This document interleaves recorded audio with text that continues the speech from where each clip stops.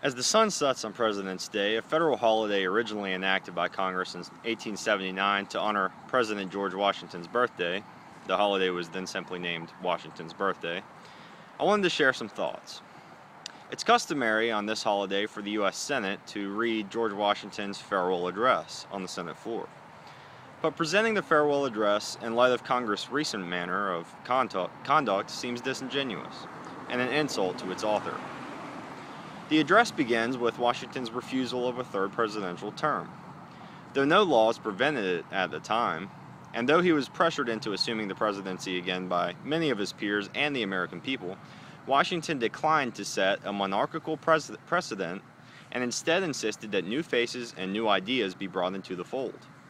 Au contraire, Congress now consists of lifelong career politicians whose apparent primary goal is to stay in office and guarantee their more than comfortable taxpayer salary.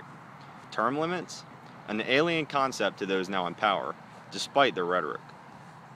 Washington then warns the American people against the power of political parties and the polarization they induce. Though he concedes that there is a natural need among people to organize behind values, he's quick to point out that all too often political parties become institutions of control, manipulation, and vengeance. What could be more prescient?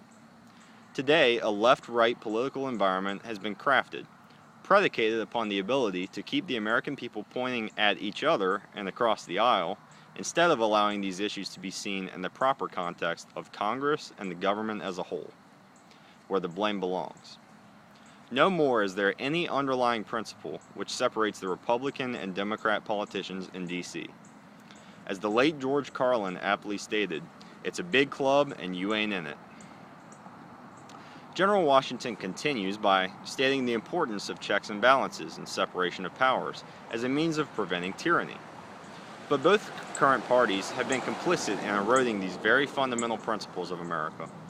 Both parties in Congress granted authoritarian powers to President Bush in the Patriot Act, and more recently to Obama in the National Defense Authorization Act, to circumvent the 4th, 5th, and 6th Amendments, as well as the entire judicial branch, and violate Americans' fundamental natural rights. Laws like these gave the executive branch powers to listen in on phone calls of innocent Americans without a warrant, to seize their bank records, and now to indefinitely detain them without trial or due process, powers given nowhere in the Constitution. And these are only two examples. What's next? The father of our country then articulates support for a balanced federal budget. But the Senate has not even passed a budget whatsoever in over 1,000 days. The House is content with borrowing and deficit spending 43 cents on the dollar. This is a group of people who have okayed government spending $40,000 of taxpayer money every second. The thought of Congress seriously considering the possibility of a balanced budget seems a remote possibility at best. Interestingly enough, the largest part of the farewell address is spent discussing foreign relations. Washington advocates a policy of good faith, justice, and neutrality towards all nations. He warns that long-term attitudes of hostility, or conversely exaggerated alliance, will cloud the nation's judgment in international affairs. A far cry from the situation of war without constitutionally mandated declaration against the people of Iraq, Afghanistan, and Pakistan, and sanctions acts of war against the people of Iran and Cuba, and entangling alliances and hundreds of billions of foreign aid and hundreds of military bases around the world, which Congress and the President has dragged our nation into today. Government was intended to embrace public servitude, not societal architecture. Their role is to enforce the rule of law, not to tell us and others what to do and how to live. Does Congress believe in the advice of our founding fathers, such as George Washington, or not? By their fruit you will recognize them.